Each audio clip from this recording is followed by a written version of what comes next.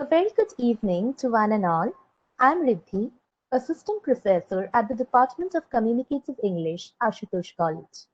On behalf of my department and the Internal Quality Assurance Cell at Asutosh College, I heartily welcome you all to Communication Lumus, our series of national webinars celebrating the power of language and communication. I'm delighted to welcome you to the fourth webinar of our series today, titled Copy Editing and Proofreading. Copy editing and proofreading are definitely very interesting career options for language learners. And while copy editing and proofreading is done by some professionals, so some professionals do both of these, others focus exclusively on either copy editing or proofreading. So our today's speaker, Abhishek Sengupta, a seasoned professional with years of experience in editing, is here to talk to you about the fundamentals of copy editing and proofreading and to share with you the career opportunities in both these areas. Before we proceed, I request the organizing secretary, Shuroma, to please introduce the speaker in a few words. Over to you, Shuroma. Am I audible? Yeah, go ahead. Thank you, Riddhi. Good evening, everyone. I am Shuroma, Assistant Professor at the Department of Communicative English, Asutosh College. Today, we are privileged to have with us Abhishek Sengupta, Manager, Brand and Communication at Fernandez Foundation. Having completed his post-graduation in English at the English and Foreign Languages University, Abhishek Sengupta ventured into academics and teaching before joining as a senior copy editor with India Today. He moved on to work as senior trainer with Jamboree and also worked as a freelance blogger with Diageo India. In his stint as an editor, he has worked with India Today as senior copy editor. As production editor (ELT), he ensured error-free and timely delivery of projects, maintained high editorial standards, and created interactive ELT lessons and test modules. As lead editorial services at CUP, he managed a pool of freelance writers who worked exclusively for Cambridge titles, checked the quality of work, provided feedback, evaluated manuscripts, and recommended the editorial flow. Presently, he works as manager, brand and communication with Fernandez Foundation, where he oversees branding and corporate communication for the foundation, focusing primarily on social media management and internal communication.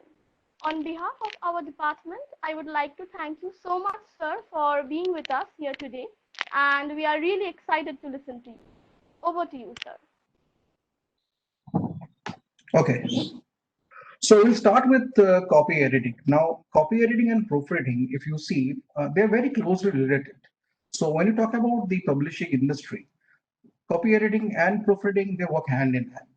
So I will come to both the topics at once, but I'll start off with copy editing. So I'll first introduce what copy editing is, because most of the participants today are still students, so they are yet to understand the nuances of this kind of terminology. Probably they have come across these words quite often, but I'm not too sure whether they know what exactly a copy editor does in a publishing industry or in a book publishing process or in a magazine publishing process. So we'll start off with copy editing. So if you go with it, if you take a look at the definition of copy editing, so it simply says it's the revision of material written by others to increase its suitability for publication or distribution. So if I talk about a book's publishing process, an author's task is to write a book. There will be n number of errors in that book, which the author probably has overlooked or isn't aware of. It can be any of the cases. So the onus is now on the copy editor to ensure that whatever comes out from the publishing house as a printed book is free of all possible errors, it's readable, and it's worth uh, being out in the market, right? So a book cannot be published just like that. So there has to be some kind of standard when you're publishing a book. Now, If you talk about copy editing, there are 5 Cs of copy editing. The first one is clarity. So when I talk about clarity, simply speaking, it's something that is entirely meant for the reader. So a reader is when I'm reading, say I have a book in my hand. If the book is not readable enough, I mean, if the book is not clear in the content that it uh, presents, what's the purpose of reading that book? So, to be honest, the clarity part in copy editing is exclusively meant for the reader. So, whatever material a reader has in his or her hand, that should give out the message clearly. So, it should be a free reading. It should be freely understandable. Should be easily understandable, comprehensible. So, coming to the next C is the correctness, and this is where the most important part of an editor comes in. So whatever material that goes out has to be correct grammatically, correct language wise, correct fact wise. So all these things need to be taken care of by a copy editor. Okay. Third is conciseness. So what happens is when an author is writing a book, the author probably writes everything in a flow, right? Now, for people like us who are working in a publishing process or in a publishing house, we have certain limitations to work with. So let's say if for a novel or if for a book that we are publishing, uh, probably I have been told by the publishing house or the publishing manager that this should be limited within certain pages. So this cannot be more than 300 pages. Now the manuscript that I have got from the author goes up to 315 pages, 320 pages. So the editor, as an editor, what I will do is I will try to make things concise. I'll try to make things as brief as possible. I'll have to read through the manuscript, remove portions which I might find are not important enough, or which I might realize that, okay, these are not as such value additions to the manuscript. This can be removed and it will not hamper the content or the quality of the intended book. So that's something I'll have to take care of as an editor. Consistency. Now, this is very important. Now, people who are working with language, they know how important it is to be consistent in what you write. So I cannot play around with the voices, right? I cannot start writing a novel in a first person narrative and then all of a sudden move into a third person narrative and then probably bring in some other narrative also. I cannot do that. If an author has done that, it's the responsibility of the copy editor to ensure that consistency is maintained in the manuscript. It can be in the use of grammar, it can be in the use of language, it can be in the use of punctuations. Let's say if you talk about punctuations, so if in the initial part of the manuscript the author has used serial comma or the Oxford comma, and in the later part he has not used it. So as a copy editor, I will ensure that if Oxford comma has been introduced in the beginning of the manuscript, it should continue. So these are the things that I will have to look for. These are the things that a copy editor will always look for. These are the main responsibilities that a copy editor has got. Coming to the last C, courtesy. Now, this is not uh, really a part of your editorial job, but the courtesy comes in when you're raising a query for the author. Now, you may be a copy editor, but whatever change you make to the manuscript has to be approved by the author. This is to some extent a little relaxed when you're working on humanities and social sciences publication or for a commercial publication like when it comes to magazines or novels. Probably this rule is a little relaxed, but when it comes to scientific and technological and management publications like STM books, this is something you'll have to follow to the T. Even if you are making a small change like deleting one word and replacing it with another word, that has to be approved by the author. And so the query that you are raising to the author has to be very courteous. You cannot simply change a word and write something like, I have changed this word because it was not sounding right. The author will be furious. So what you will have to do is you'll have to raise a query.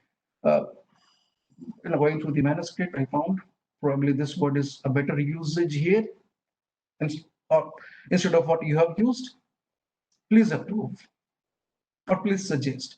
So the final decision whether that word has to be replaced or not lies with the author. You are a copy editor, you are suggesting the change. It's again dependent on the approval of the from the author, whether or not he would want to accept that change. Same thing can happen when you read a paragraph which is pretty long, and then you think that okay, as an editor, I will have to think from the perspective of the reader also. Will a reader be comfortable reading such a long paragraph? Probably not. What I will do is I'll split the paragraph into three. Now, if I do this, I will again have to raise a query to the author and suggest that this paragraph was long.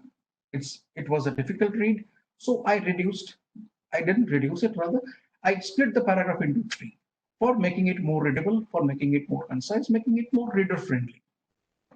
Most authors, they agree to the change. It's not that they don't agree, but from my experience of working with Elsevier books, I realized something that the authors who are working with Elsevier or who primarily write for Elsevier, they're very stringent. So even if you are making a small change like deleting a comma and putting a semicolon instead, they would come and say, okay, no, I want this comma to be here. So it depends. It's entirely dependent on the person that you're working with. But most 95% of the authors are very welcome to these changes, because that is why they have sent this book for a manuscript review, for editing, for proofreading, and then finally getting published from a reputed publishing house. Now, who does a copy editor help? The first and the most important person that a copy editor helps is the reader, because in my last role as an editorial service controller with Cambridge University Press. So one of the tasks that I had was to review a manuscript, which Shurama was telling in the beginning. So reviewing a manuscript is when you see the manuscript in the rawest format. So the manuscript has directly come from the author and it's with you now. So if you compare that with what you see as the end product, you will understand what tremendous effort has been put into that. And that is why the first person, the first group of person, the first group of people a copy editor helps are the readers.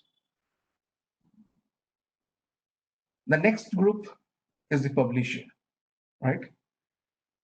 And third, of course, is the author. So, but you will have to keep one thing in mind, that the primary task of a copy editor lies with making the book, making the magazine, making the articles, whatever it is, in whatever field you are working. It has to be reader friendly. So the first set of customer for a copy editor are the readers for whom the book is targeted.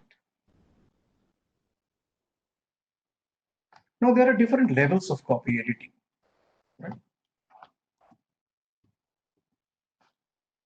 One is a light copy editing. What happens in a light copy editing? You just check the grammar, the spelling, the punctuation, and the reference format. I'll come to the reference format part later on when I talk about the style guides and style manuals.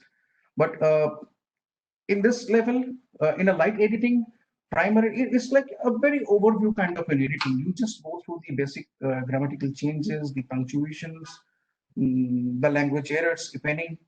So, and this is done ideally, one chapter can be done in a day, kind of a thing. So it's a very easy form of editing, and primarily when in a publishing house, the junior editors or junior copy editors or the trainees who have just joined in, they are given this job. Sorry. The next one is the medium level of editing, right? Now, this is where I am talking about the conciseness, that when you abridge a version, when you reduce the length of a paragraph, perhaps, when you cut down a sentence, a long sentence, a long complex sentence into two short sentences or two simple sentences. This is where you need a greater mastering on the language. So this is the medium level of editing. So you improve the sentence structures, you improve the sentence constructions, you avoid the use of complex sentences, too many punctuations in one sentence.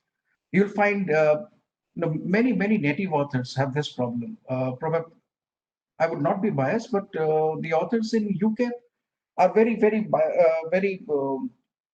they have this tendency of writing very long sentences. So comparatively, if you see the authors from US or from the European countries, they are much easy to work with because they write their manuscripts are easy to work with because they write short sentences. Because one reason is that for European authors, English is not their native tongue, so they're very careful about what they write. But for an American author, American authors, I don't know what is the reason behind this, but they prefer writing short sentences. They usually don't write too long sentences or too convoluted sentences. But when it comes to the British authors, probably because of it's their language, they prefer writing very complex sentences which are heavy with words, idioms, some kind of usages which are very particular to their country, and which non-native readers or speakers like us are probably not aware of. The third and the most critical kind of editing is the heavy editing.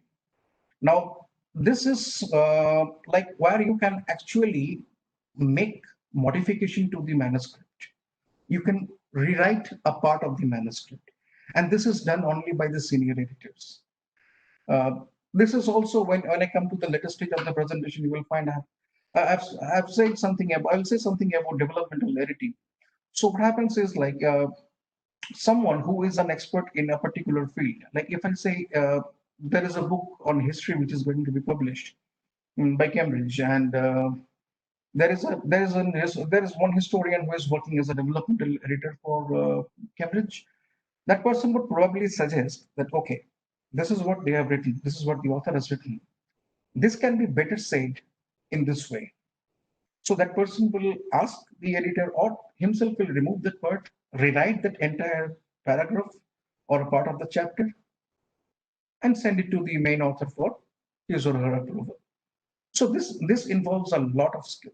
This is only done by people who have spent a lot of time in the industry, and they have a solid ground to make that kind of a change in the manuscript. Right? It's not for the newbies or the people who have just in the fourth or fifth year of in the publishing industry. Now, what does a copy editor, how's the day in the life of a copy editor? So these are the main things that a copy editor does. And the first, fixing grammar, spelling, punctuation, and usage errors. I have told you about this.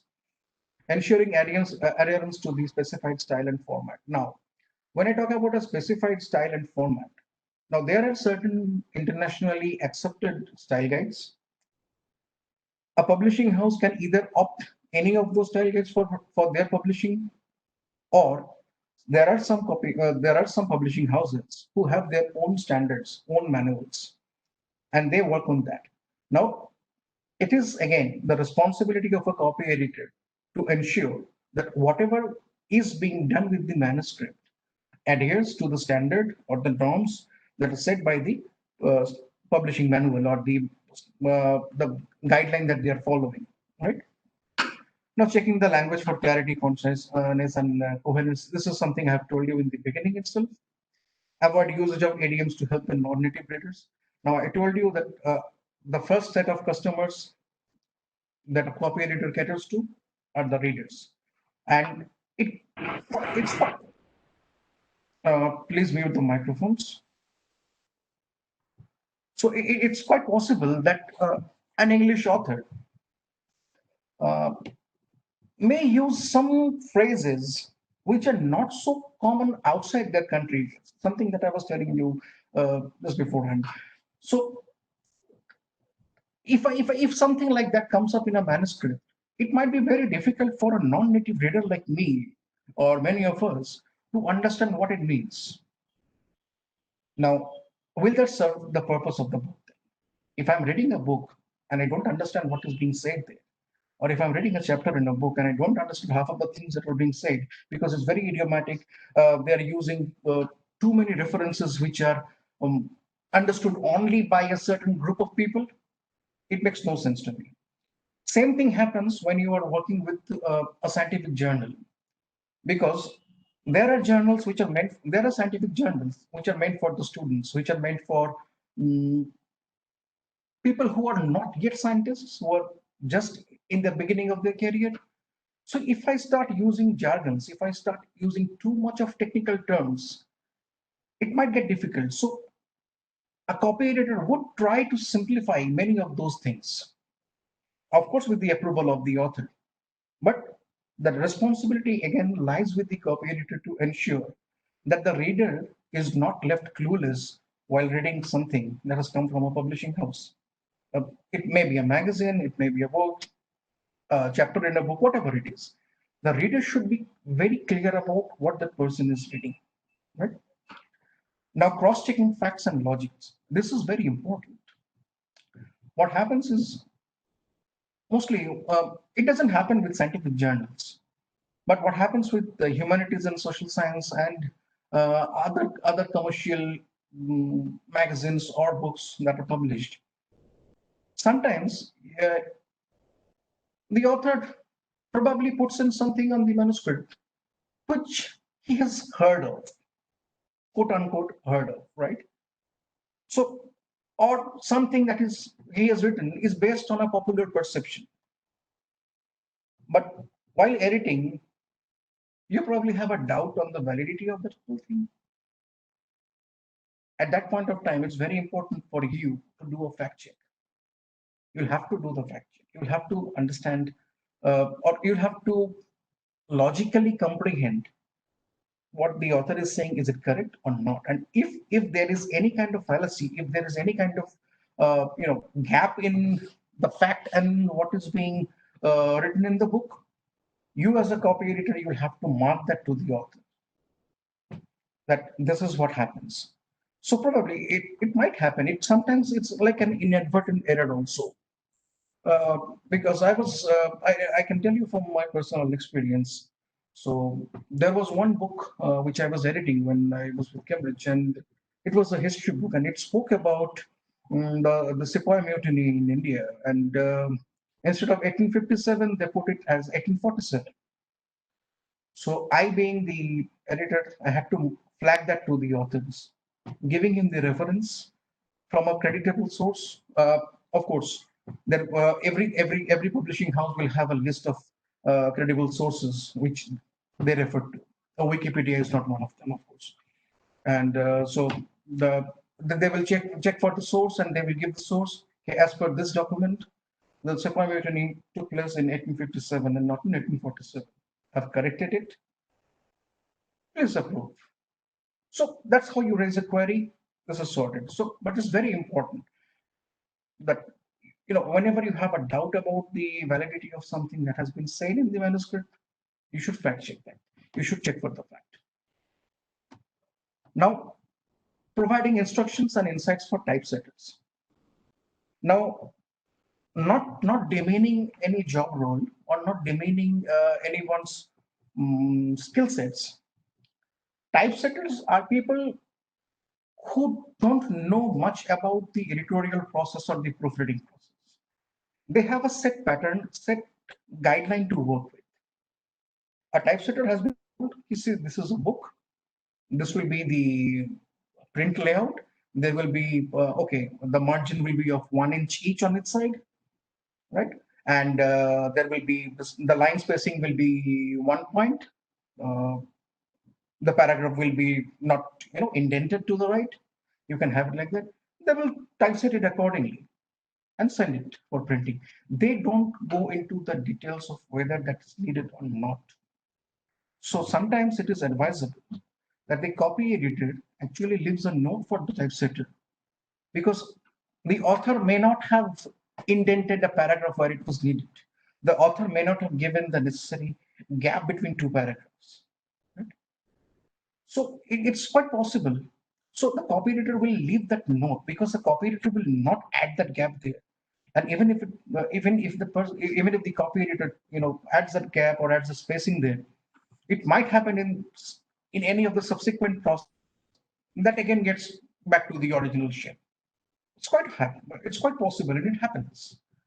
And in that case, it's best that you leave a note for the typesetter that these are two separate paragraphs, split, so that while typesetting, the typesetter is clear that, okay, I have a clear instruction from the copy editor that these are two paragraphs and there should be a gap of one point between the two. And the second paragraph will be indented a little towards the right. That's it. That's your job. Your job is done. Rest will be taken care by the typesetter. Right? Now, the querying the author when more information is needed or a major change is made. Now, I told you about author querying, but what happens when you think that some more information can be provided? It happens sometimes that you are editing a book or you are editing a manuscript which is from your favorite area. Now, my favorite area, if I say cultural studies or say film studies. So if I read a book, if I read a manuscript that is from any of these areas, and I find that, okay, the author has written a nice chapter on this, but what about he probably has missed out on adding this information here. So at that point of time, I might suggest the author that, can you please elaborate this point? I can make that suggestion. I will not make the change. I can only give that suggestion to the author that you can actually elaborate this point a bit, or can you please give more information on this? I think that will add to the coherence of the book or to the quality of the manuscript. So these are something that I as a copy editor can do these things, right? But again, I repeat, when you're raising a query, when you are making a note to the author, you will have to be very courteous, because in our publishing industry we have this saying that it's colloquially, if we say, like, the author is Lakshmi, because if the author doesn't write for us, we lose our jobs, right? Because if the author is not writing, no book is coming out. If no book is coming out, there is no need for a copy editor, there is no need for a proofreader. So what are we doing here? So we will be shown the door any day, right? So an author cannot be offended in any way. You have to be very careful if you're choosing this profession. Now, what are the qualities of a good editor? Now, this is very generic, and I am sure most of us, we possess these qualities. A good editor must be very well read. It helps you because I myself, well, I'm not taking any undue credit here, but I'm a voracious reader and I read everything. Like whatever comes into my hand, I will probably sit and read it. So it used to help me a lot when I was editing a manuscript, because the more you read, the more clear you are about the use of language, the use of punctuation, the use of conciseness in a text, how to better write, how to better frame a sentence, how to better frame a paragraph, how to better have more coherence in your text, in what you're writing. And all these things, they culminate and they make you a good editor because you have read a lot. These are the nuances of a good book, of a good manuscript, and you implement that knowledge while you are editing. So the output is better, right? Of course, if you are not a voracious editor, you can still be a good editor, right? So don't get into this kind of a mindset that only a good reader will make into a good editor. No, even bad readers make good editors. I've seen examples. Right? Now, to be open about evaluating manuscripts from not so familiar subject areas. Uh, Strangely, I'm a student of English literature and linguistics. And the first editorial assignment that I got was on medical journals. Now, had I not been open to that, I would have probably screwed up big time, right? So you'll have to be very open about accepting that as an editor, you can be given any manuscript, right? And it happens primarily in the Indian subcontinent, because I have worked in UK also, and I've seen in UK people who are from that particular subject area edit books from that particular subject area. So it's like a postgraduate in history will edit history books. A postgraduate in chemistry work on chemistry books. But in India, because of the lack of, I would not say talent, but probably uh, this is how the Indian industry, the Indian publishing industry works. And I think the credit lies with us also because sometimes I've seen people who are not from that subject area, but they're brilliant editors. I remember one of my colleagues, and he was a mathematics graduate. He was a postgraduate in mathematics, and his editing skills would have put a lot of good postgraduates of English to shame. He had such clear understanding of grammar, he had such clear understanding of punctuation, and he had such clear understanding of the publishing process as a whole.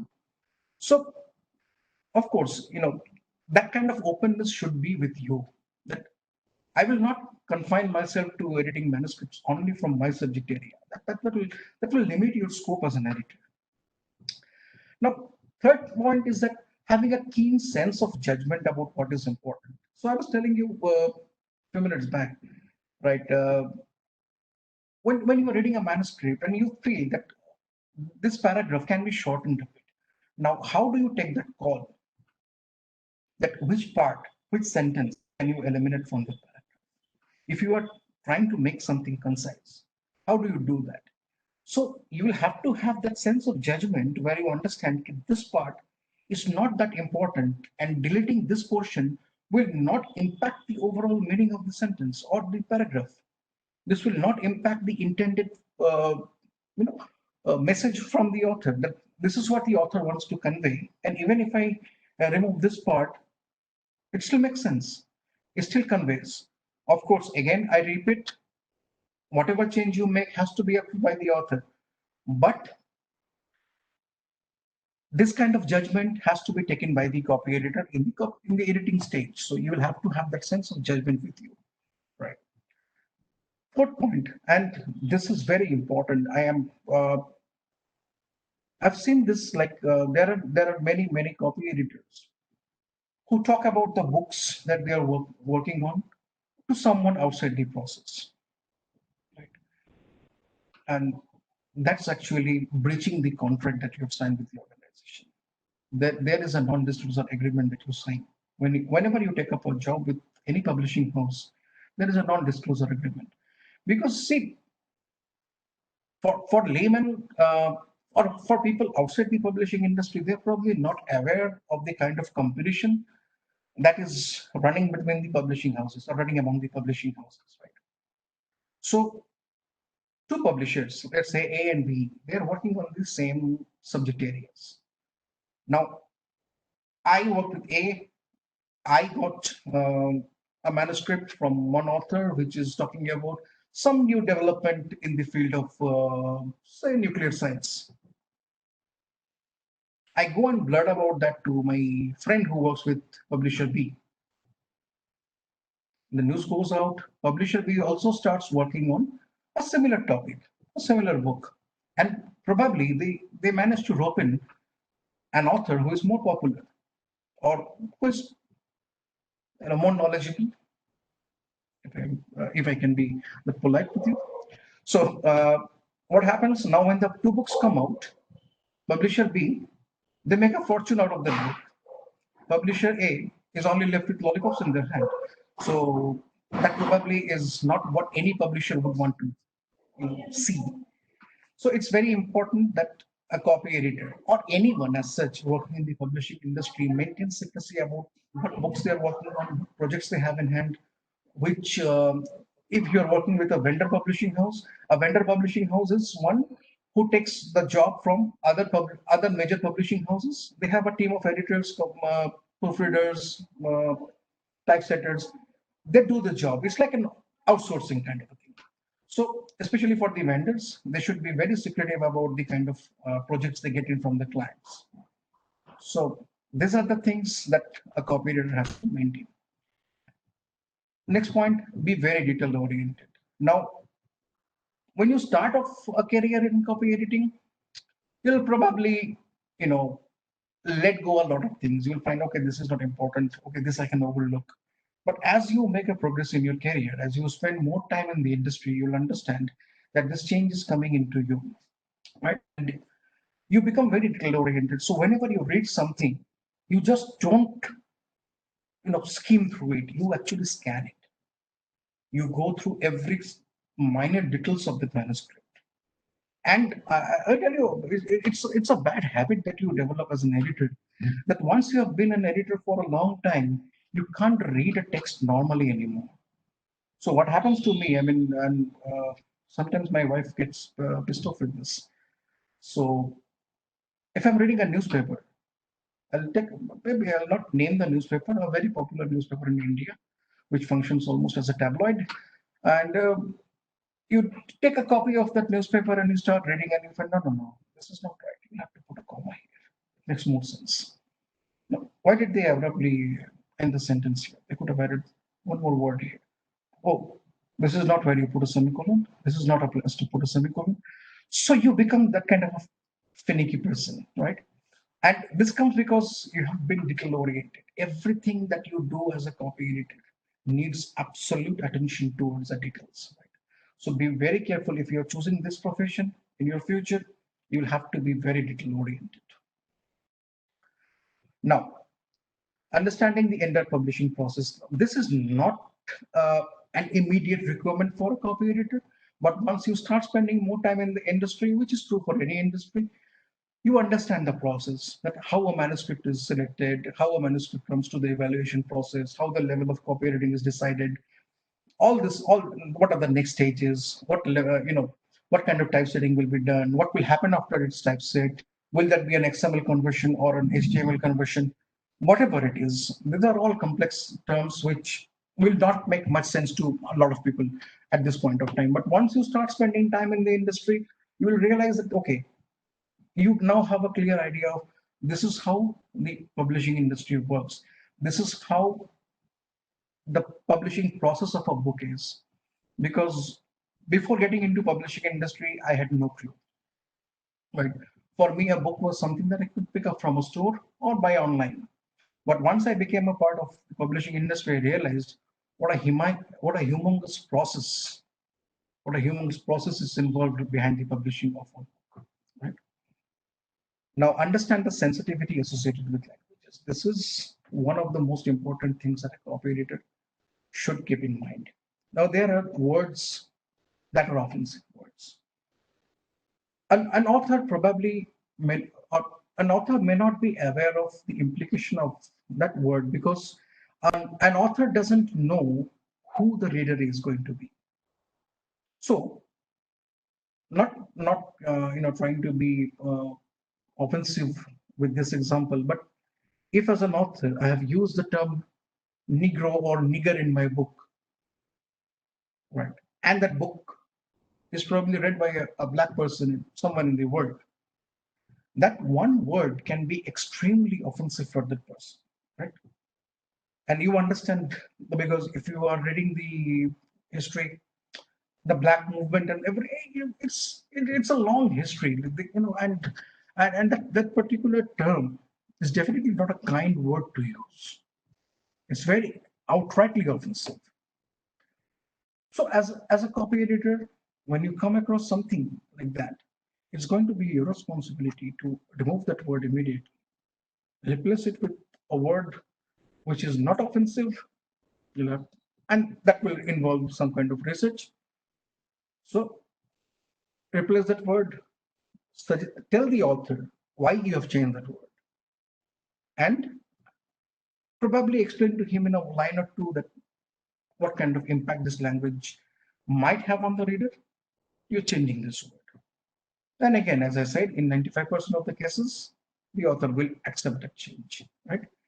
And also, when you're working with some books which are not meant for an adult audience, children's books or maybe school books, because the publishing industry is a huge industry, right? So there are a lot of areas. So there also you will have to be very sensitive about the language usage, right? So, but again, these things are like once you get into the industry, you get a better hang of it. Okay, I'll move into the next part. Now, there are a few things to remember. The first and the most important thing, change only if you can state a reason, only if you can validate why are you making the change. As as an editor or as a copy editor, you can't make a change because you felt like making a change, right? You read something and say, no, no, no, yeah, if I would have written this, I would have written it in this way. It doesn't matter what you would have written there.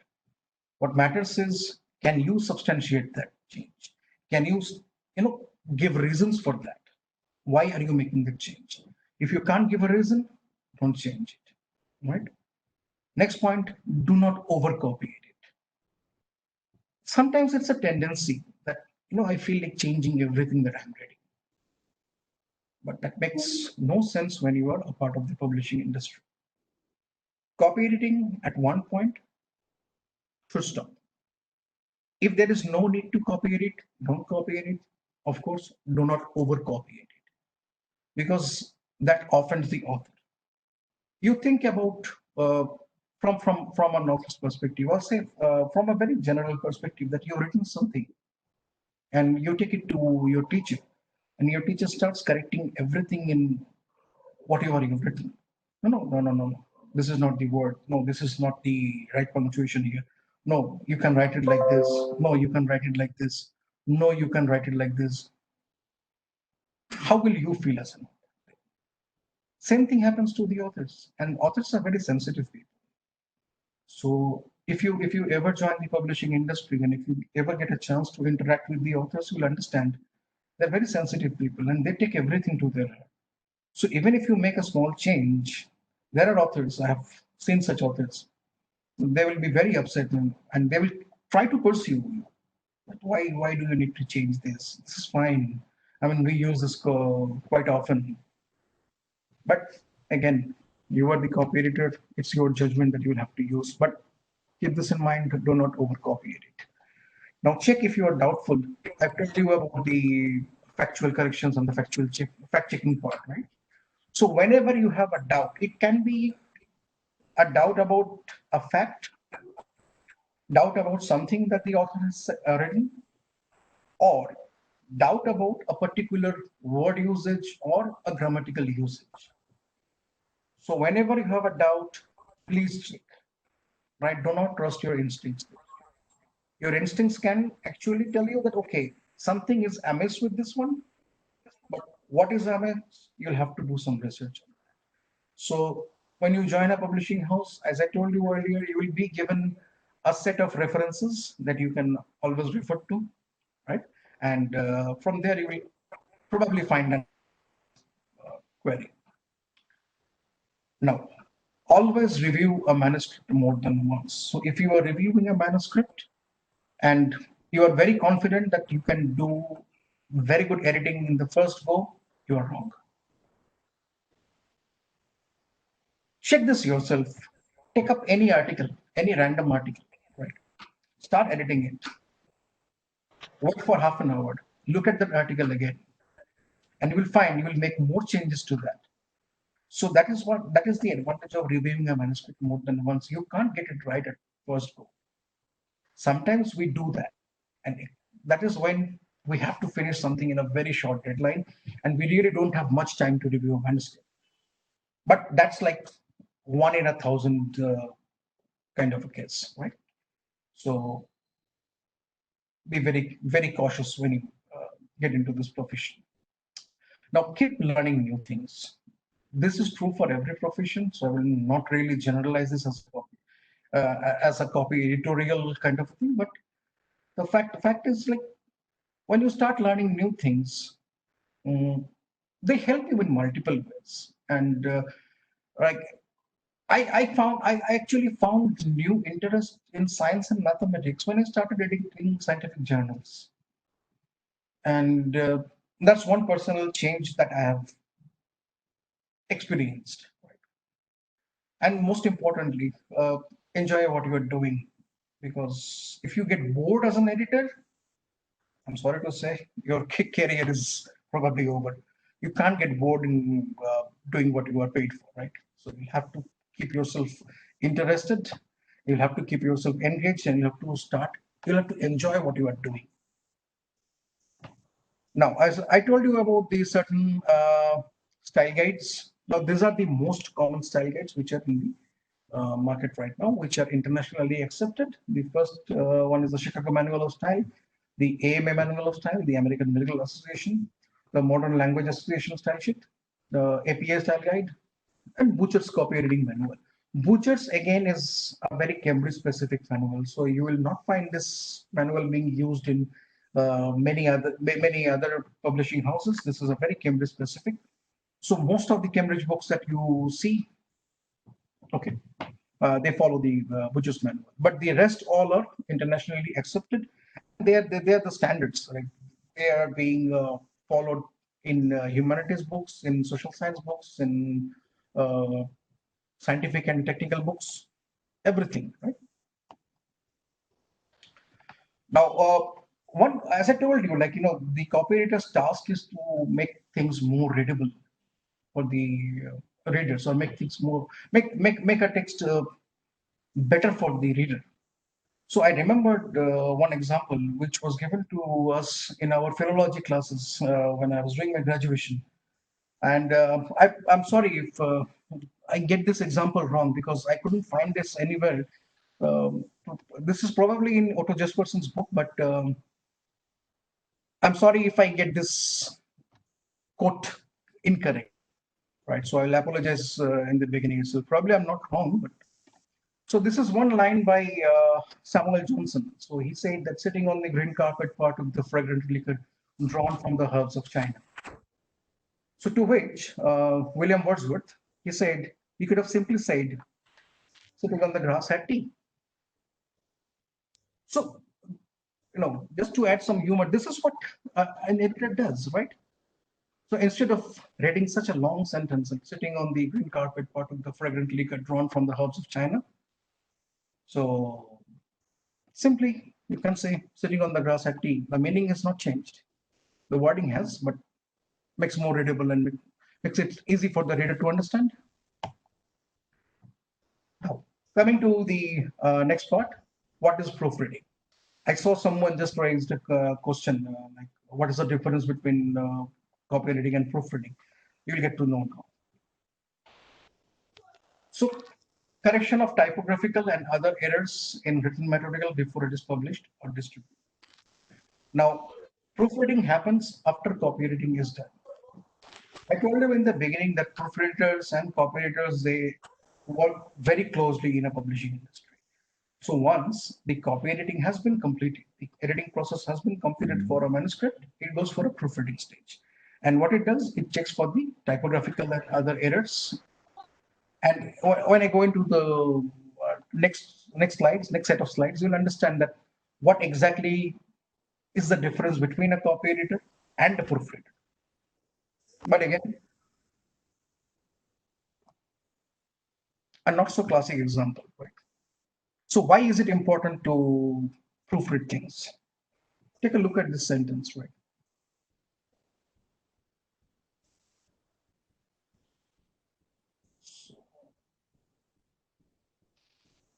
Now, looks nice. I don't find a grammatical error in this sentence, but this was sent by a husband who was vacationing at some beach in India, and he sent this text to his wife.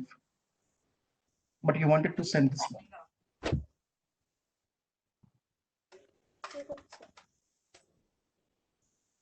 So, right. So this is why probably you need to proofread whatever goes out. Right. Now, getting back to the core topic, what a proofreader looks for. Now, see, these are the things that a proofreader primarily looks at. Typographical, punctuation, and grammatical errors. This, of course, is a repeat of what the copy editor has already done. But sometimes a copy editor misses out on certain small things, probably a comma or a punctuation or any other punctuation, or probably a mistake, which are very close, like where and where, or whatever it can be. So a copywriter might miss it. So it's the task of the proofreader to ensure that the final manuscript is free from these errors. So that's why the second point comes in, the errors that were missed during copy editing, right? Now, deviations from the style guide. I told you a copy editor has to follow the set style guide. But sometimes what happens is there are some things which, again, a copy editor misses out on and probably hasn't noticed or probably didn't occur to him, which was a deviation from the style guide. A proofreader will ensure that those are fixed at their stage.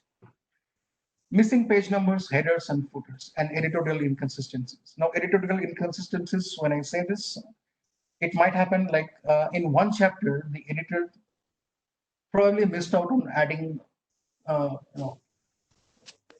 periods, or let's say if the remaining chapters were using serial comma, and this one chapter was it was not corrected in this chapter, the proofreader will ensure that this consistency is maintained. Or let's say what happens is like there are some spellings which there are spelling differences between American and British English.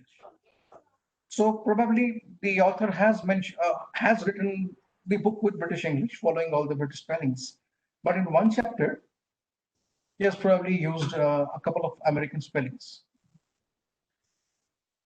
That will be an inconsistency, right? So, and the copy editor probably hasn't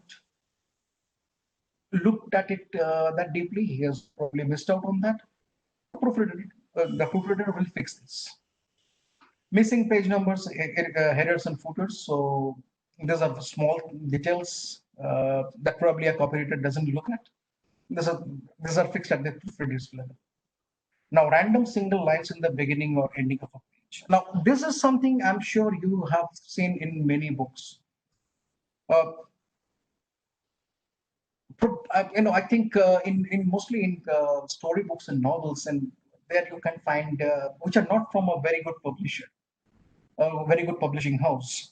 You can find this kind of lines, a random one line at the beginning of a page, and then the rest of the paragraphs follow suit, or probably a random line at the end of a page. Now, in the publishing industry, these are called orphans and widows.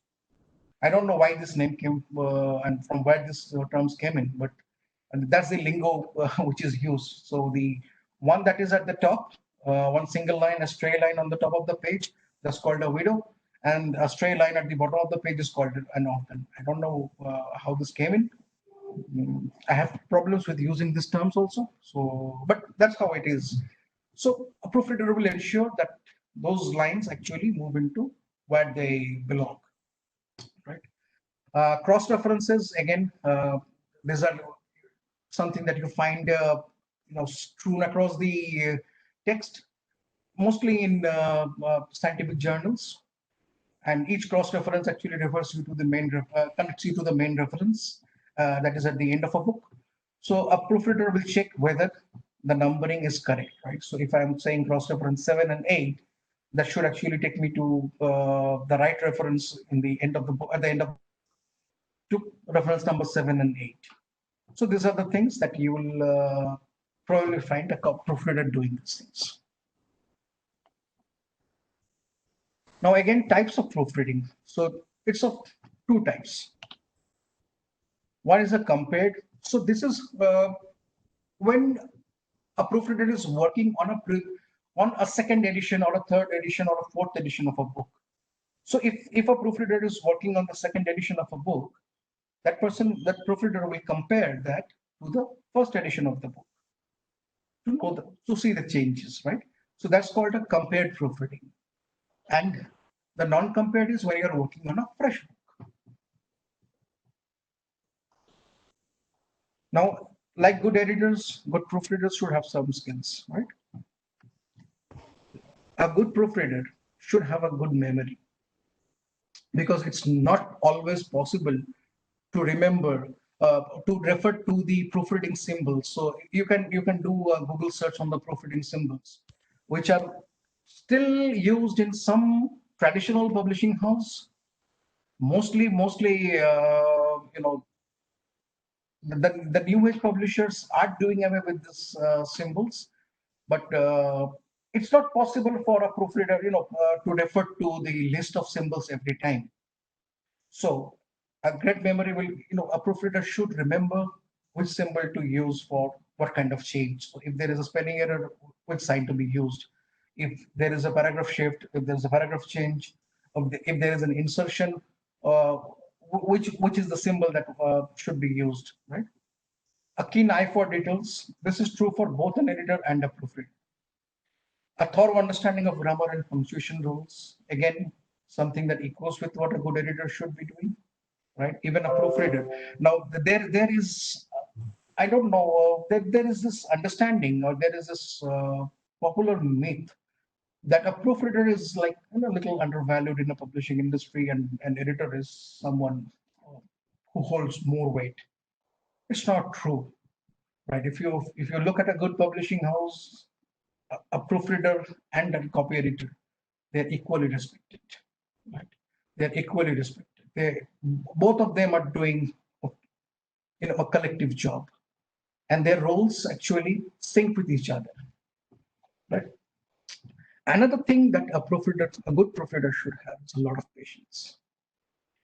It's actually more monotonous than what an editor is doing. An editor is actually reading a fresh manuscript, making changes to that. And a proofreader cannot make changes to a manuscript, right? So you will have to just look at the corrections that have been made, and then fix things that were missed by the editor, or that needs correction, right? Or that needs to be sorted, right? And that is why it's very important for a proofreader to keep himself or herself amused, right? Because I've seen many proofreaders, they get very bored at the end of the day. So it's good that if you can keep yourself amused by doing something. And in UK, I used to see the proofreaders, they used to plug in their earphones and play some hard rock or some country music, and they were in their own world. No one disturbed them, they disturbed no one.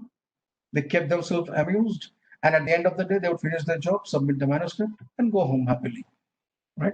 So that's something you can try doing if you eventually become a part of this industry. Again, few things that a proofreader also should remember: the style guide. Now, why am I emphasizing on the style guide part so often? Because if your publishing house, if your client, if your or if your employer is following a particular style guide, there has to be a reason, and it's probably the most important thing that you will have to adhere to. The other changes, I'm not getting into those details, but this is something that you will have to follow to the T. You cannot deviate from the style guide. Even if you feel that what the style guide suggests is probably going against your understanding of a certain grammatical rule, you will still have to adhere to that, because that's how it is. And the style guides are created by people who have spent their life in the publishing industry in editorial roles. So they are much more knowledgeable, they are much more experienced, they are stalwarts, if you say, right? Maintain a checklist. This is important for a proofreader to do. More than a copy editor, this is important for a proofreader to do. What exactly needs to be done with manuscripts of certain standard, that checklist should be ready with the proofreader. So it makes their task easier. It makes their task smoother, right? Instead of finding out like, what do I do with this manuscript? Then no, okay, this is a manuscript from a scientific journal. These are the things that I need to look for. These are the inconsistencies that I have come across in the previous manuscripts. So I will look for these things. So that kind of a checklist has to be created, maintained by a proofreader. The publishing house will not give you this checklist. If you are becoming a proofreader, this is something you will have to create from your experience. You will have to create by yourself, right? Coming again to the third point, reviewing. Now, again, I repeat what I told you about editorial process also. You don't trust the things that you do in the first week. Please review your manuscript more than once. Now, a proofreader can also raise a query. Now, this query can go to the author. This query can go to the copy editor also. Now, if a proofreader feels that a change that a copyeditor has made was not necessary, or the change doesn't reflect greatly on the manuscript, or the change is wrong. In any of these cases, a proofreader can raise a query to the copy editor that why have you made this change? This can be left as it is. The proofreader can also raise a query to the author, depending on whatever. It may be because of the use of a particular punctuation. Now, what happens is sometimes some authors they prefer separating points with semicolon instead of comma, right?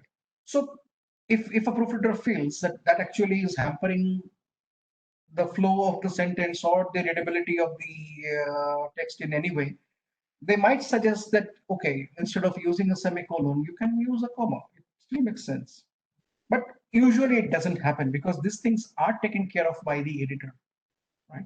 So this level, this task sometimes is, I would say most often is redundant for the proofreader. One and the most important thing that a proofreader should keep in mind is that a proofreader is not an editor, right? So a proofreader cannot make any change in the manuscript. They cannot rewrite anything in the manuscript. Even if it is something that is wrong and has missed the editor's eyes, the proofreader will have to raise it to the editor, and the editor will make a change to the manuscript. The editor will rewrite if necessary. The editor will delete a sentence if necessary. A proofreader will never, ever, ever do that. Okay. Now, again, I will repeat what I told in the previous segment also. Keep learning new things. Now, I've told you already, so I don't think there's a need to repeat what I've said here. And enjoy what you are doing and take breaks in between, because I told you, proofreaders, their job is a grueling one. Sitting with a manuscript and going through the manuscript with every minutest possible detail, it takes a toll. So it's advisable that once you are done with one chapter, probably go and take a break, take a quick fag, or take a cup of coffee, come back and start working again. Now, coming to the final segment of the presentation, how is copy editing and proofreading, or how are copy editing and proofreading as career options? Okay, the first thing that you have to keep in mind and you will have to acknowledge is that they're very challenging roles, right? Apparently, it might seem very easy for a layman to say, "Hey, what's there in editing? Anyone can sit and edit." I'm sorry, my friend, not everyone can become an editor. So it takes a lot. It takes a lot of skill to become a good editor, right? You can, of course, start off, but whether you sustain or not, that's entirely dependent on how you have put your skills to use. It's a very challenging profession. Earlier, it used to be a low-paid one, but nowadays it's really the publishing industry is one of those better-paying industries in India right now. The growth part is a little slow, a little bit, but that I think you'll understand why it is slow. Nothing to be too worried about, right? So it's a great choice for nerds, grammar purists, and voracious readers. I've told this earlier also, so I am sure that this is something you have already understood, and I've told this a number of times. I think now it's a satisfying job. Now, what happens is when you edit a book, you probably don't get to see your name on that book sometimes. Right? Well, mostly the copy editors, they never get to see their name uh, on a book they have worked on. But when you see that book in the bookshop or in the or on a bookstall or on a store or on a bookshelf, and you tell to yourself, okay, this is the book that I've worked on. That kind of satisfaction is something you'll have to cherish. So I don't know how many of you will actually be able to cherish that, but I feel very happy about that. I look at something, I look at some book which I have probably played a small role in editing. And now when I see that book out in the market and people are talking good things, saying good things about that book, I feel happy as I have some contribution. Though I'm that uncredited actor in a film, but yes, I played a role. Now, great opportunity to learn. You will get to read a lot. You will get to read a lot. Trust me. So, if you enjoy reading, I think this is one of the most rewarding professions that you can get from varied subject areas, different books, different levels, for different target audiences. You get to read a lot, and you keep learning. You keep learning a lot of things. Right now, editorial roles can be multifarious. I'll come to this point in the next slide. So depending on the publishing house. Now, might appear monotonous, but it is not. So whatever you think, like, that editorial room should be a very bored room with a glass cabin and people sitting seriously and editing. It actually, it's not. It's a very fun place to be at, right? So there are a lot of funny discussions that happen. There are jokes that are cracked. There are weird things that are discussed. Uh, it's a fun place to be at. So it's not monotonous. It's people who tell you that editorial jobs are monotonous jobs. They've never been into an editorial room, so they're probably bluffing. Now, these are the different editorial roles that a publishing house can offer to you, right? So take a look at these points. And the first one is an acquisition editor or a commissioning editor. Now, what they do, they actually look for authors. This is more like, this is an editorial role with some kind of marketing abilities. So they look for authors who can write for their publishing house. Okay. So these are called the acquisition editors. And this again happens at a very initial stage. They are the ones who procure manuscripts for the publishing house. They convince an author to write for for the publishing house. So that is their job. The developmental editor, I told you, these are generally very senior editors who actually has the ability to make drastic changes to a manuscript, right? Suggest drastic changes. So they are at a very senior level. Probably they have spent some 25 years in the industry. And at that point, they become developmental editors. Though it's not a prerequisite that you have to spend 20 years in the industry to become a developmental editor. No, it's not. People become developmental editor at a very young age also. Maybe after spending 10 years in the industry, they become developmental editor. It depends on their learning abilities. It depends on how good they are at utilizing their potential, how well they have managed to put their skills into best use, how well they have picked up the nuances of the publishing industry of editorial. So this factors they play a role in that. The associate editors, this role is very particular to newspapers and magazines that you will find. So they probably work on certain segments, certain sections.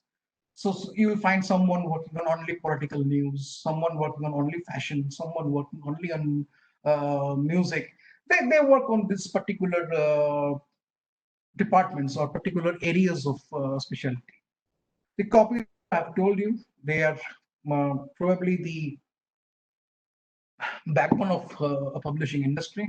If you remove copy editors, the rest of the roles probably go haywire here and there, right? The contributing editors, they are again pertaining mostly to newspapers and magazines. So they choose which area they would like to write on. And they mostly write. The contributing editors mostly write. They are not sitting with a pen and paper or a system in front of them and edit a manuscript. They don't do that. They contribute in different ways. Whether they write it themselves or not, that's a debatable question, but mostly the contributing editors, they have the preference. They can choose which area they would like to contribute to. And they probably supply materials, or they themselves write an article and send it. And as I told you, these are mostly for people, or this is mostly pertaining to the magazines and newspapers and tabloids industry. Editor-in-chief is the boss. So then the boss doesn't really get into hands-on editing, but oversees the entire process. And one I didn't add. That's again, you know, one step ahead of the copy editors when one becomes a production editor in a traditional publishing house. A production editor is actually a facilitator, right? So they actually see whether all the other parallel departments or the parallel divisions that are working with the publishing of a book, they are in sync. So it might be the department that procures images for the text, uh, the department that is procuring, say, probably the permissions for using certain quotations on certain extracts. So all these things, the production editor in a traditional house actually plays the role of an editor and a project manager. So that is how it is. Okay, I'll move into the next slide, and how the advent of technology has impacted the industry. Right? The first and the most important thing that has happened in the last 10 years in the publishing industry is the editing tools have come in. Now there are publishing houses who have designed their own tools. There are other third-party vendors who have devised and designed tools for editing, and they have sold it to the publishing houses. And most editors and copy editors, they use these tools for their daily job now. There are publishing solution tools. Now, I would like to talk about one particular one that was developed by Thomson Digital, and it was called TD-XPS. TD for Thomson Digital and XPS for Express Publishing Solutions. So what it used to do is that you have to feed the raw manuscript to that, and it uh, does everything on its own. An editor or a publishing specialist sits in front of the system, but it tells you where exactly there are errors in punctuation, errors in grammar, where exactly the formatting is not right, where exactly there is a mix and match of British and American usage. So in short, it does the job of a copyeditor and a proofreader both. And in the last stage, it also converts a text document into an XML or an HTML document, which again goes for the final stage of publishing, right? So these tools actually have they've made the job easy, and they've also made certain jobs redundant. Now, the content created tools, there are tools like Bakoma, there are tools like Metrica, there are tools like Avalin, which help you build content. And these are self-sufficient tools, like you can feed in the content and you can see the end product yourself, how it will look on print. So these are the interesting things that has happened with the improvement of technology, right? Now, there are tools that actually can do the automation for HTML coding and XML coding. So you don't need a person sitting on a system who will be converting a text into an HTML or XML. There are tools like Bakoma, I have told you. So you feed a document and it converts it. You can actually see Bakoma, when you get into publishing industries, you'll find that it's a very interesting tool. You make a change, you make the changes in a Word document, and it actually converts that change into an HTML document on the next screen itself. So that is how technology has made jobs easy, right? Now there are in-house programs that have been developed for quality and assurance. So if you have heard of the journals, the IEEE journals.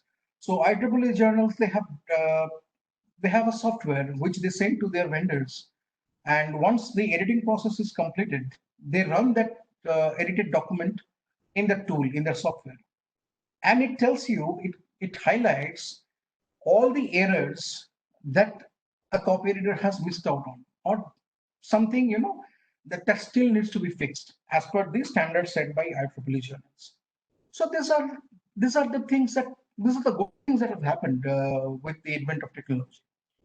Now, though, there are free source grammar and plagiarism checkers also. There is a very popular site, Grammarly. So you can run a text in Grammarly and you can see, what grammatical mistakes are there, whether a particular text has been plagiarized from somewhere or not. All right. So there are free source tools, and of course there is the father of all technology now, Google. So when you don't have a solution to anything, you search for Google and you find out an answer to that, right? But how has this impacted this?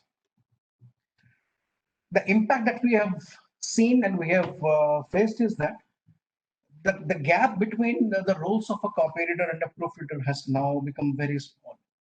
So earlier there used to be, very distinguished differences between what a copyeditor does and what a proofreader does.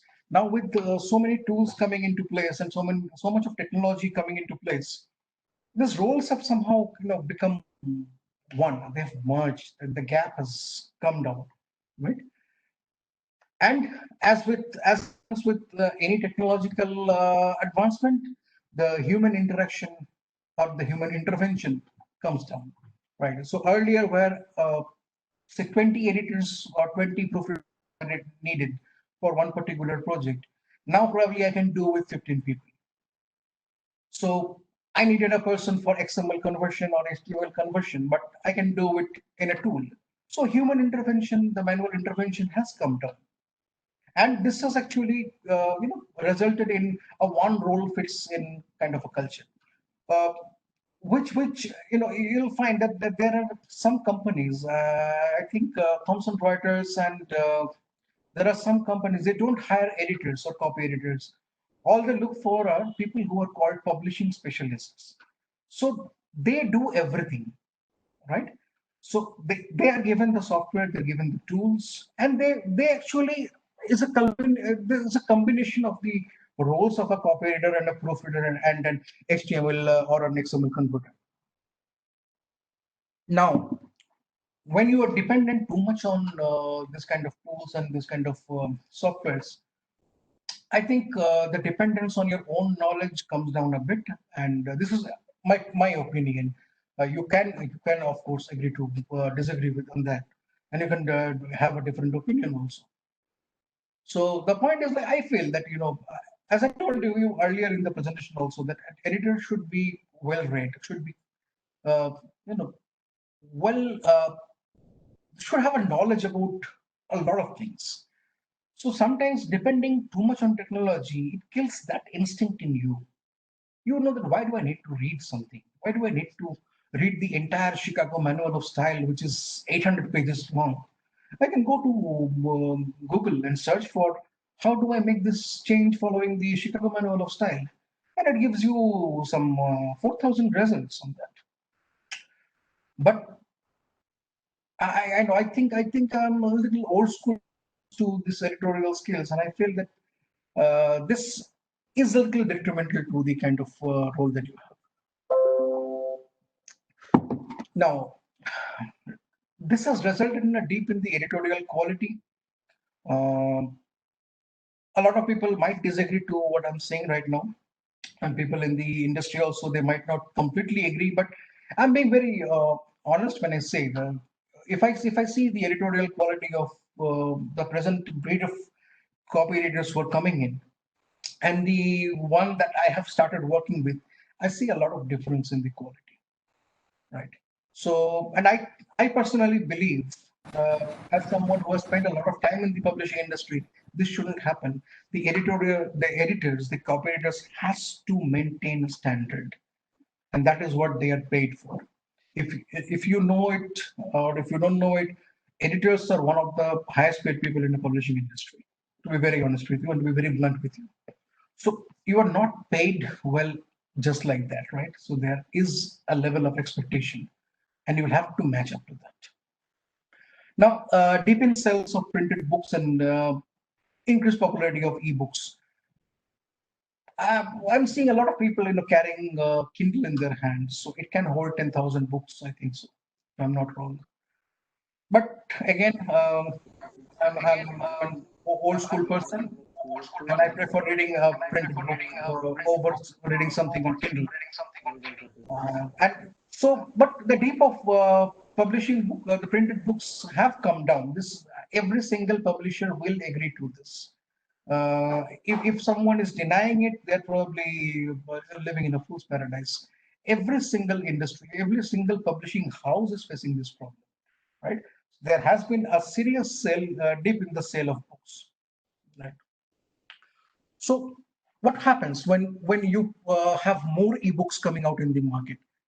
The human intervention that I was talking about is lessened, right?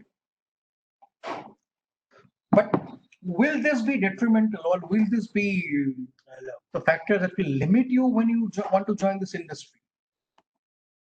No, there is a catch. So publishing is one of the oldest industries in the world, right? And the matter that they have managed to sustain for so long, it gives this hope that this industry will last for another 200 odd years now. And none of us were going to live that long, right? Under no possible circumstances. So we're very happy about joining this industry. You can comfortably join this industry. Now, even if ebooks have become more popular, and someone just now commented that he also doesn't like ebooks. Even when the ebooks are very popular, even when the Kindle readers or whatever else has come in the market, I'm not too well aware of that. Books are not going to be out of fashion, because you'll have to think from a larger perspective. There are countries, there are people let's talk about the situation in India. How many people can afford to have a Kindle? If you go to the rural parts of India, if you go to the hinterlands, they are still dependent on books. There are so many people living in big cities. They still depend on books. That's why why has College Street Market managed to survive for so long, or why has the book market in Delhi, Daryaganj, has managed to survive for so long? The demand for books are not going to come down. Yes, I would rephrase this sentence. The demand might come down, but the books are not going to be out of fashion. That's a lie that is being told to you, that books are going to be out of fashion in the next 5 years. No, they're not going to be out of fashion in the next 5 years. That's that's something I'm telling you after having spent a considerable time in the industry. This is not going to happen, at least not in the next 30-40 years. After that, I don't know what will happen. After that, I don't know whether people will be reading something or not, or they will just depend on some search engine to find out what they need. I don't know. But books are currently not going out of fashion, and you can mark my word on this, right? Now, there is a lot of respect and dignity when you say that you work with a good publishing house as an editor, or as a copy editor. And I've seen this. I'm telling this you from my personal experience also. Whenever I told people that I don't know, I work with Cambridge University Press, and oh, Cambridge University Press, kya baat hai? Okay, it happens. So there is a lot of respect that you get. There is a lot of dignity in what you are doing, and that's probably, I told you earlier also. This is one of those challenging jobs which is rewarding as well, right? Now, if you're talking about the digital publications like ebooks, even ebooks need good copy editors and proofreaders. Man. So, who will eat your job here? Okay, printed books may go out of fashion. People will stop reading printed books. They will read ebooks. What about reading an ebook which has not been edited, which has not been proofread? How will you read that book? So you will this editors and proofreaders will keep jobs intact even when the world goes completely digital. So this is one profession you can suitably step in, comfortably step in, and spend your life here. Right. Now with emerging technology, new roles will come in. This is something I have told you earlier also, that as and when with the advent of technology, new tools, new softwares, new programs, everything will come in. But you need people who can operate those programs, right? So you can't pick up someone random from the street and just make him sit on a tool and say, "Okay, do it for us." You need skilled people for that. You need people who understand grammar, who understand language, who has got a clear understanding of what this is going to be like, right? So you shouldn't be worried about choosing a career that might go out of fashion. I'm telling you something. This was once told to me by one of my professors in college. He said that Abhishek, English is one such language, and that you were studying. Uh, no matter what happens, you can still earn your bread. So don't worry about all those things that are being told to you. You have taken up the subject. If you pick up editing and proofreading as if you choose this as your career option, I think you're not making a wrong choice. You're making a good choice. But one thing, culminating everything that I've told in different stages of the presentation, adaptability is the key. You will have to be very adaptable, open and adaptable. So you might be an editor who has worked on pen and paper, and tomorrow when computers coming, you can't say that I can't work on a computer. If you know your job, if you know what you are doing, it doesn't matter which medium you're working on. It doesn't matter whether you're given a pen and paper to make changes, or you're given a software, you're given a computer, you're given a tool to work on, and you are asked to make changes. You know what you are doing, you know what your skill sets are. So I think if you can adapt to the changes that are happening in the industry, and this is true for every industry that you are going to become a part of in the next 2 3 years, right? Whatever you are doing, adaptability has to be there. If you can't adapt to changes, you are the one who is losing out. No one loses anything. Now, who can join this industry? Now, this is a very generic thing. I mean, I will not generalize that only postgraduates in English can join publishing industry or can become copywriters and proofreaders. So, people from any discipline who has got that skill can become a part of this industry, can become a copywriter or a proofreader, right? So, preferably a postgraduate in English or a postgraduate in any other discipline with excellent command on English. Engineering and science graduates. Now, this you will find mostly again in STM publishings. So if you ever get an opportunity to work for houses like Elsevier, IEEE Journals, Wiley Books, you will find that most people are engineering graduates or they're postgraduates in any science discipline, and they're working as editors because they need, I think, probably a more detailed knowledge about the subject that you're working on. But this doesn't apply to humanities and social science, right? So as I told you that a maths postgraduate was working on English books. He had the skills to do that. So I think this shouldn't be a limiting factor. One important thing, you you will have to have the ability to work under tight deadlines. Sometimes the turnaround time, as we shortly call it as TAT, is very short for a book, right? So it might happen that the entire editing process or the entire publishing process of a book has to be completed in 3 weeks' time. It happens rarely. It's not that every time it will happen, but in that particular and in that 3 weeks, you will be under tremendous pressure. So if you are spending 9 hours in the office, probably 8.5 hours you will be glued to your system. You can take a break only for half an hour. So you shouldn't be crushed under that deadline thing, right? Yes, Argodeep, the author misses the deadline. True. Yes, they do. The authors, but again, as I told you in the beginning, authors are gone, right? They are the ones who is running our factory, who is fueling our factory. So they can miss the deadlines, and you can't say anything about that. But you don't miss a deadline, right?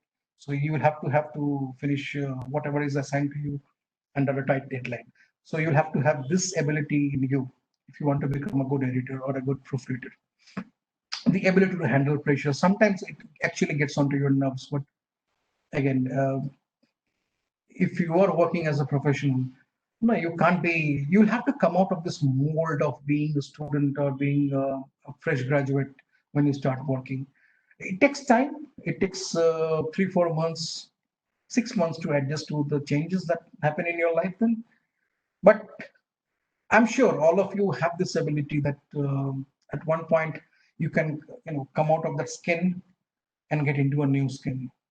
So the professional life will not be guarded by your professors, teachers that you are currently into, right? So any mistake you are reprimanded, but the teacher also tells you that, okay, this is how you do it. But in a professional life, things will not be that rosy and but not that dreary too. But yes, you will have to have the ability to handle pressure. You can't collapse. You can't say that too much of pressure. I've seen people complain about a lot of pressure in job, but that's how it is, and that's how diamonds are formed. And one more thing, multitasking abilities.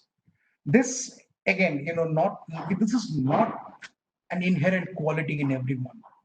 Not everyone can multitask. It's true. Let's accept that. But over a period of time, when you spend enough time in the industry to get accustomed to the job role and the kind of demand that you have, I think you learn this. This is something you learn. The multitasking ability is something that you pick up on your job. So you can work on two books which are diametrically opposite to each other at the same time. Right?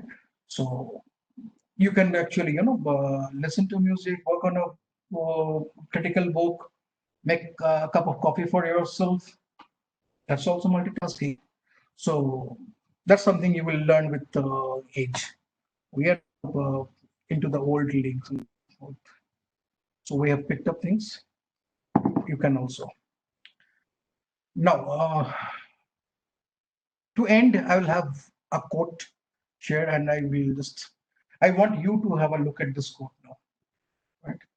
So, a person who publishes a book willfully appears before the populace with his pants down. If it is a good book, nothing can cover him, and if it's a bad book, nothing can help him, right? And what do we do as proofreaders and editors? We just facilitate the process either way. So that will be all from my end. Thank you so much. Riddhi or Shunoma, if any one of you is still there. Yeah, Shurama. Yes. Uh, Thank you so much, sir, for such an enriching talk, and I'm sure this has been a wonderful learning experience for all of us. So we'll directly begin our Q&A session now. The first question is, what are the online courses available on copy editing and proofreading? See, to be very honest, there are no online courses for copyediting and proofreading. If there is one, I'm not too sure how effective they are. Right, because this is something that needs a hands-on training. You can't learn editing or proofreading online. You can take up sessions. I've not seen those online courses with some whoever has raised this question. I don't know, but the point is that I haven't seen any of those courses. So it's better that if you join, you can't join directly as a senior editor or something like that. You will have to start as an associate. You'll have to start as a trainee copy editor, and it's better if you learn this on the job. Online courses or certifications are not a solution, or not something that you can opt for if you want to become a good editor. So it's better to take an in a hands-on learning with the publishing house. And if you are concerned, most of the publishing houses in India, they offer internship. So this internship opportunity is something that you can just take up after you complete your master's or your graduation. So if you want to speak to any of the publishing houses, you can directly go to, or you can just directly go to their website and you can see the internship opportunities that they have. Take up the internship opportunity. That's a paid opportunity, of course. If it is a good publishing house, they pay you for that. Nominal pay, I'm not saying they will pay you excellent nominal pay, but you get to learn the nuances of editing and proofreading there. And in most of the cases, the interns are absorbed into that organization. So if they take in 4 interns or 6 interns for one program, you can be you can be assured that at least 5 of them will be taken into the direct payrolls of the organization. Or there are opportunities called full-time freelancers. So You are not directly on their payrolls, but you are paid a certain amount every month and you work exclusively for that publishing house. So it's better to look for internship opportunities, because online certifications, online courses for proofreading and copywriting, uh, I won't call them as trash, but probably not effective enough. Thank you. The next question is, where would we search for a proofreading job or copy editing job? Many of our participants have been asking this question. Where do they search for this job? You can always search for in LinkedIn. You can always search for in Naukri. You can always search for the job, search in the job portals, right? Because most publishing houses, if they have a position with them, if they have internship opportunities with them, you can start looking for, you can start searching in their websites. You can directly, you can keep following the social media handles of most publishing houses. If you see Oxford, Cambridge, everyone, they have a good presence on social media. And if they're coming up with opportunities like for a full-time editor or a full-time proofreader or for an internship, they will advertise on social media. So even if you're not too keen on getting yourself registered on a job platform, you can keep looking for in their social media sites. Sometimes you can just go and check their website also. You can go to the current opportunities. You can see that if they're hiring or if they're taking in interns. The next question is, what if as an editor I have found something that the author has written is offensive for the public, and in spite of suggesting and giving him the reason to change it, he does not? Then what can I do as an editor? Will it by any chance to create trouble for me as an editor? No, as an editor, it will not create any trouble for you. You will not be affected. If someone files a complaint, if someone files a case against that particular word or thing being used in the book or being used in the text, so the responsibility lies with the publishing house, because you have done your job as an editor. You have flagged that, you have raised that concern. And if the author is not too keen on changing it, you move it to the next level. You move it to the editorial manager's level. So, right. So, in 90% of the cases, if you have flagged something, if you have flagged a particular word use or a phrase use which is offensive, that in 99% of the cases, it will not go out. It will be changed. Right. So, you can be very assured about that. You can rest assured about that. So it's not going to happen that you have raised something and the publisher says no, it's okay, fine, let it go, we'll see what happens. It doesn't happen, because the publishing house has a reputation to defend. So if you're talking about publishing houses like Oxford University Press or Cambridge University Press, these are century-old institutions. So they can't afford to play with their image. They can't afford to play with their reputation. So if something they also considered is offensive, there have been instances where an author has been bluntly refused that your book will not be published from our house. So a publishing house has got the power to reject an author. They can tell the author, sorry, then we are not going ahead with the publication. If you are not changing this, if you are not accepting this, this can create trouble. If you are not willing to change this, we are not going ahead with your publishing. We are not publishing your book. You can look for other publishers, right? So you don't worry about these things. This is not going to come back to you as an editor. Okay, they will find out who the editor was who allowed this. It's not going to happen. This is not a Hindi film. Thank you. The next question is, do learning different languages help in this field? Yes, learning always helps. So be it a new language, be it a new skill, be it something completely unrelated to what you are currently doing, learning never goes in vain, to be very honest with you, right? Say if you learn a new language, say if you pick up Spanish, if you get a certification in Spanish, so you can get a COP, you can get a DOP, then you can eventually get an advanced learner's degree in Spanish. You can work again on editorial roles in multiple languages. So if there is a publishing house that works with Spanish titles also, like say for Cambridge, Cambridge works with Spanish titles. Cambridge works with titles in, I think, almost all the languages that have printed material in the world. Like, so they have a huge trove of languages that they are working on. So that gives you an added opportunity, but you will have to have that kind of skills, because just picking up a few things by watching Narcos and then feeling that yeah, fine, I can speak Spanish and I know Spanish. No, if you want to learn a language, you'll have to have that advanced learner's degree in that language. Then only you can use that skill for your job. Of course, learning something with a lesser degree might help you in some way or the other, but it will not be a career changing opportunity or a career defining opportunity for you.